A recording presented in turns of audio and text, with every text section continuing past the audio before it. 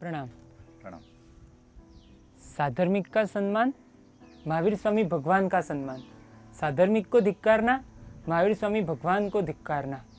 ये आपने जो बातें सुनाई, एक भाई का पूरा बैकिंग, टेम्पररी दुख से परमानेंट दुख की मुक्ति का इलाज, अभी भी ये सब जो भी आपने लास्ट सेशन में जो भी एग्जांपल्स दिखाए थे, अभी भी ये सब सेशन या पिक्चराइज मेरे आँख के सामने आ रहे हैं।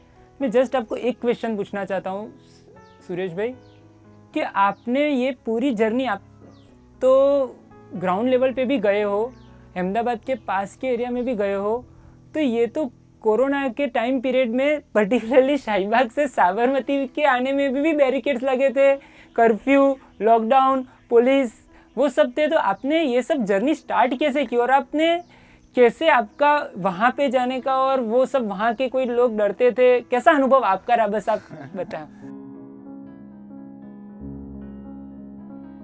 इस पूरे 3 महीने के दरमियान एक चीज़ बहुत गहराई से अनुभव हुई कि दवा से ज़्यादा दुआओं में ज़्यादा असर होता है। ये बहुत ज़्यादा असर हुआ। लॉकडाउन का समय था, परिस्थिति ऐसी थी, आपकी बात एकदम सही है। हम शाहीबाग भी साबरमती से 3-4 किलोमीटर जाना होता है, तो भी कई बार मैंने वो पैसे भी देने आए तो 5:30 बजे देने आए थे लॉकडाउन के कारण। उस दरमियान इस तरह की दुनिया बनाना, ये किस तरह हुई, तो बस एक विश्वास था कि हम जिस कार्य के लिए जा रहे हैं वो कार्य प्रभु का कार्य है। 7 क्षेत्र जो प्रभु ने बताया उस क्षेत्र का एक कार्य है, तो भगवान की कृपा से कुछ नहीं होगा। और सच बोल रहा हूँ आपको, मुझे 3 महीने के दरमियान क्लाइमेट चेंज होता है ना, तो थोड़ी बहुत सर्दी जुकाम तो होती है, हाँ, लेकिन इस पर्टिकुलर 3 महीनों के दरमियान क्लाइमेट चेंज का भी असर कुछ नहीं हुआ। न सर्दी है, न जुकाम, बुखार या ऐसा कुछ भी दुनिया।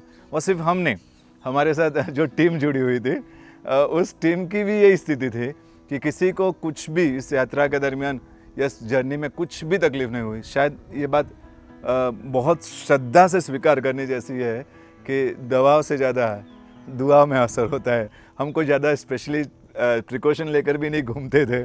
मुझे थोड़ा एलर्जी भी होता है इन सब चीज़ों से, तो मैं तो और ज़्यादा इस तरह से रहता था।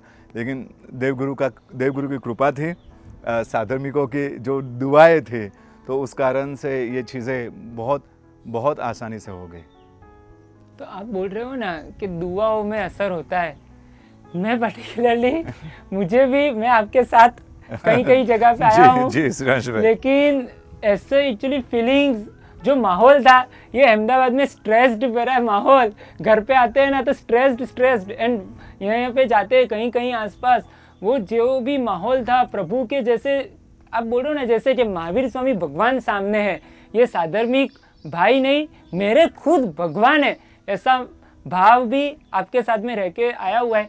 अभी आप थोड़ा फोकस आप डाल सकते हो कि आपने अहमदाबाद के एरिया में कैसी आपकी फीलिंग्स रही और कैसे परिवार थे। आप जो बोल रहे हो कि साहिब ने व्याख्यान में बताया था, ये सब रिक्शा वाले भी होते, कोई वॉचमैन भी होता है, तो क्या सही में थे या फिर आप सिर्फ बातें कर रहे हो? गहरा अनुभव लेकर बैठा हो, सिर्फ बातें नहीं हो रही है, बहुत गहरे अनुभव हुए इसके। सबसे पहले तो ये फ़ोन से कांटेक्ट चल रहे थे, फ़ोन से साधर्मिक भक्ति हो रही थी। अचानक एक ऐसे सोच आई कि सुना है साहब बोल रहे थे कि रिक्शा वाले होते हैं या वॉचमैन का काम करने वाली, व्हील चेयर चलाने वाली अपनी बहनें होती है, ये सब व्याख्यान में सुना था। तो ये वास्तविक में होता है, जैसा आपने कहा कि आप बात कर रहे हो, वैसा मुझे भी अनुभव था कि ये वास्तविक में है। हाँ, क्योंकि फ़ोन से जो सिस्टम जो सुनने में आ रहा था, उससे लग रहा था कि परिस्थिति बहुत तकलीफ़ वाली है। जो जहाँ हम जितना सोचते हैं ना, हमारी कल्पनाएं जहाँ ख़त्म होते हैं ना, वहाँ से हकीकत की शुरुआत होती है। कई बार तो ऐसा भी लगा, लेकिन एक अंदर की इच्छा भी थी कि हम इस दुनिया को देखें, रूबरू जाए, मिले अपने साधर्मिकों के साथ, एक संबंध स्थापित करें और उनकी जो दुनिया है उसका फील करें ग्राउंड लेवल में जाकर। तो एक सोच के साथ हमने अहमदाबाद के जो आजू बाजू के जो एरिया थे, छोटे छोटे गांव है, जिसमें हम बहुत सुबह जाए और 1-1.5 घंटे में पहुंच जाए और रात तक आ जाए, ऐसे गांवों से शुरुआत की थी। तो वो वहाँ से हमारी जर्नी शुरुआत हुई। और श्रेयांश भाई, जब हम पहली बार जिस गांव में गए थे, वहाँ के मंदिर कितने महीनों के बाद हमने वहाँ भगवान के दर्शन किए थे। लॉकडाउन के वजह से चलो मेरा घर तो घर मंदिर है, इसलिए सेवा पूजा या कोई दर्शन मिस नहीं हुए थे, लेकिन कई लोग जो हमारे साथ में थे उनके लिए ऐसा हो गया था इतने दिनों के बाद भगवान देखे हो। तो हम भगवान को देखने के लिए जा रहे थे ऐसे भी, लेकिन उससे पहले हम उस तरह के भगवान, मंदिर के भगवान को हम देखने का सौभाग्य तो बहुत आनंद से देखा। तो वहाँ एक बाजू में ही बड़े सिमंदर स्वामी भगवान थे, मूलनायक भगवान के बाजू में ही सिमंदर स्वामी भगवान थे। तो वहाँ पर संजय भाई कुछ 4-5 बहनें उसी संघ के वो बैठकर भक्ति करे, और वो संघ जहाँ हम पहली बार गए थे वो संघ परिस्थिति अनुसार बहुत कमज़ोर संघ, 54 घर, और 54 घर की परिस्थिति बहुत तकलीफ वाली। तो मंदिर में सिमंदर स्वामी भगवान के पास वो 4-5 बहनें बैठी हुई थी और वो भगवान के सामने स्तुति कर रही थी। मैं सहज मेरा ध्यान उनकी स्तुति पर गया। श्रेयस भाई उनकी स्तुति भी क्या थी मालूम है? भगवान इस परिस्थिति से हमको लड़ने की ताकत देना, आप हो तो हम लड़ लेंगे, आप हो तो हम जी लेंगे और हम इस परिस्थिति से आगे निकल जाएंगे, लेकिन भगवान तू हमारे साथ में रहना चाहिए। तो वो उनके शब्द स्तुति के रूप में थे। तो मुझे लगा कि आज वो, क्योंकि वो उस परिस्थिति से गुजर रहे थे, इसलिए वो भगवान के सामने भगवान की जब भक्ति करते हुए भी उनकी स्तुति के वो ही शब्द निकल रहे थे। तो वो पहले उनकी दुनिया देखी कि ये जो परिवार है शायद कमज़ोर है, लेकिन भगवान के प्रति कितनी श्रद्धा रखने वाले, इस परिस्थिति में भी भगवान को नहीं भूलने वाले, भगवान आप मुझे संभालना, ऐसी सोच वाले। फिर हम निकले और फिर हमने वहाँ पर जो कार्यकर्ता थे मिले और फिर हमने कहा कि हमको रूबरू जाना है। वो चाहते तो हम एक जगह भी हम इकट्ठा कर सकते थे और वो भी हमने किया है, लेकिन उस समय इच्छा थी कि पहले एक शुरुआत हम रूबरू घर पर जाए। तो हम गए रूबरू और हमको जिस रिक्शा में हम बैठे ना, श्रेयांश भाई तिलक लगाया हुआ था, मस्त अपने शासन का केसरिया तिलक लगाया हुआ वो, और वो हमको साधर्मिकों के घर पर लेकर गया था। वो रिक्शा वाला खुद जैन, वो खुद साधर्मिक, और वो हमको दूसरे साधर्मिकों के घर पर लेकर गया था। और पूरी उस 2-3 घंटे का जो हमने उस घरों में गए, संजय भाई एक भी घर 2 रूम वाला नहीं दिखा हमको।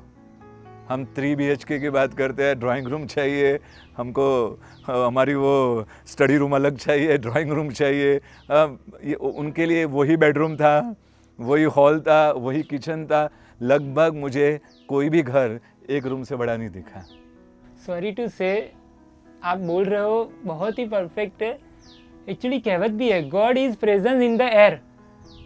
वो बहनें बात स्तुति के माध्यम से भगवान से प्रार्थना कर रहे थे और आप लोग पहुंच गए, और जैन शासन की ही एक्चुअली प्रभावना और जैन शासन का पुण्य ही है कि उनको मदद मिल गई। लेकिन कहीं कहीं जगह पे ये मेरी बुद्धि का क्वेश्चन है, मुझे नहीं पूछना चाहिए लेकिन मैं फ्रैंकली पूछ रहा हूँ कि क्या आपको नहीं लगा कि अहमदाबाद के पास एरिया में तो बहुत सारे संघ ने हेल्प की होगी, तो फिर आपने ऐसे ही आप चले गए, आपको लगा या सर्वे किया या कुछ पूछताछ की या ऐसे ही आपने भक्ति कर दी? आपको जानकर बहुत ताजुब होगा, जहाँ हमने पहले संघ में गए, उस संघ में पूरे लॉकडाउन के दरमियान 1.5 महीने हो चुके थे अंदाजन, उस समय 1-1.5 महीने का समय हो चुका था। पूरे लॉकडाउन के दरमियान 1-1.5 महीने में सिर्फ 310 रुपये की भक्ति हुई थी, सिर्फ 310 रुपये की भक्ति, और एक किट 600 रुपये का आया था। इसके सिवा वो परिवार या कोई, आप बोलो ना, कोई पहुँचे होंगे, कोई संस्था पहुँची होगी। हमारी कोशिश हमेशा ये रही है, जहाँ कोई नहीं पहुँचा है वहाँ हम पहुँचे। ये हमारे सर्वे की पहली सोच होती थी कि हम वहाँ पहुँचे जहाँ कोई नहीं पहुँचा है। और 310 रुपये की भक्ति में वो, और लॉकडाउन यानी कि रिक्शा 56 परिवार में से 15 परिवार रिक्शा चलाने वाले परिवार। हमने एक नहीं, हम एक ही एरिया में, एक ही गांव में पर्टिकुलर 15 परिवार रिक्शा चलाने वाला अपना परिवार, जो रिक्शा में हम बैठे थे वो परिवार भी उसका घर लेकर गया था। 2000 रुपया भाड़ा, वो भी 2 महीने से भाड़ा नहीं भर पाया था।